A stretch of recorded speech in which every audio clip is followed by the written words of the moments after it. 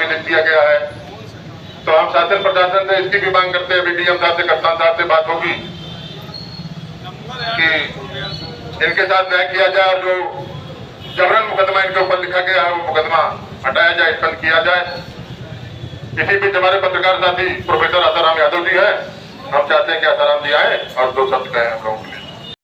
आप सभी को मैं बधाई देता हूँ, धन्यवाद देता हूँ और अपनी मांग रखता हूँ। इसी बीच हमारे ग्रामीण पत्रकार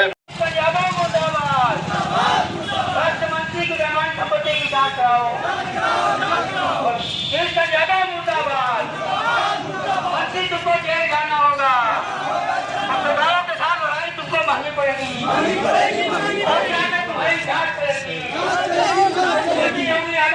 तुमको जेल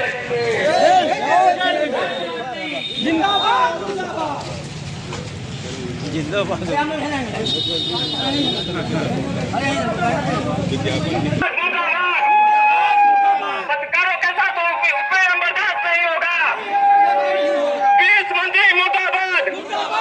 ऐसे भ्रष्ट मंत्री को माननीय कहने में सरपंच अपने दिल पर हाथ रख के लिख लीजिए। ऐसे भ्रष्ट मंत्री को माननीय कहने में बड़ी शर्म लगती है। सुररिया वाले वहाँ खड़ा रहता कि का मतलब आए से खड़ा रहता आए का मतलब था मरियाओं वाले। अगर आज मंत्री जी अपने माँ बाप से नहीं पूछ पाए कभी बेटा भूख गरीबी क्या।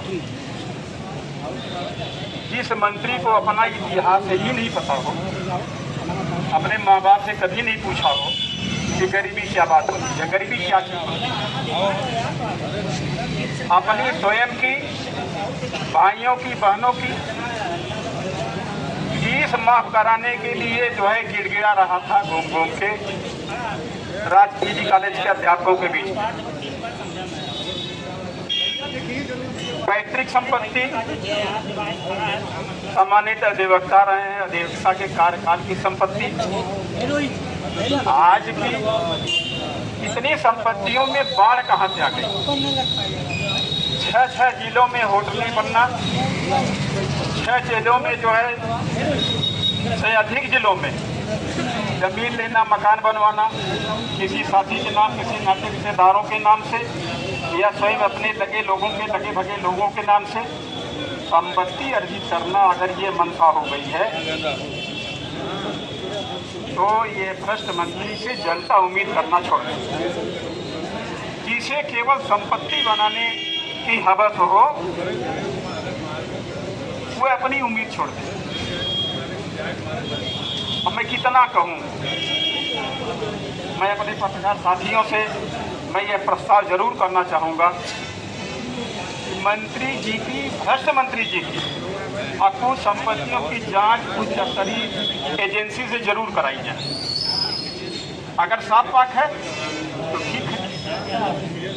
हम तो सीधे पत्रकार साथियों की तरफ से मांग करना चाहता हूँ, इसे तत्काल जो है मुख्यमंत्री जी बर्दाश्त करते नहीं। सरकार भी कलंकित हो रही है, सरकार की बदनामी हो रही है और सरकार में रह करके सरकार के नीतियों का कोई भी विरोध कर रहा हो।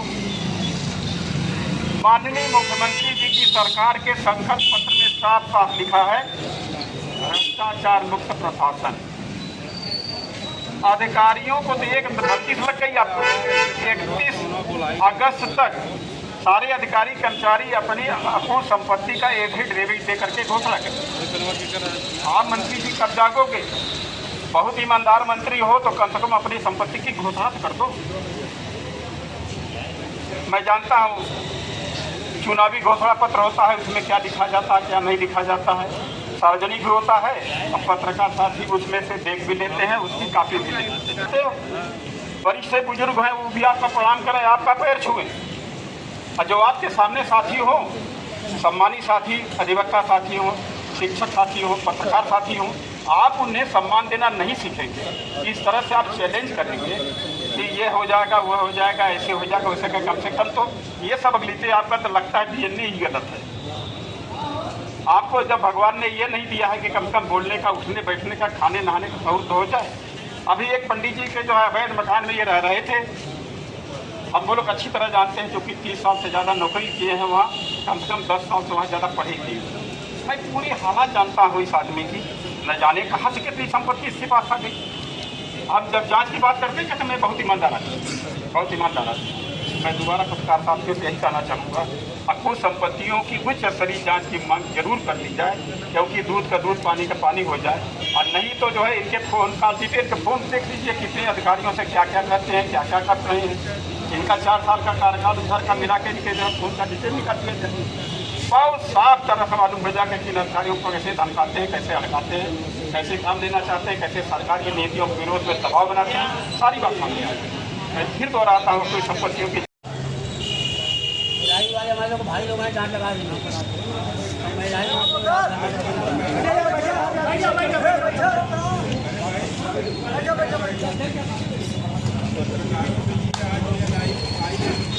हाँ ये हो जाएगा, हाँ ये लाइन आ जाएगा। हाँ आई लव यू।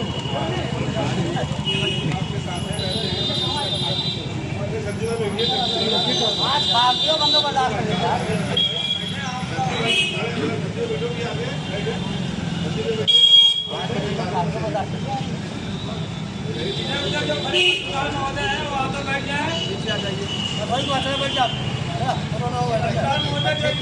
भाई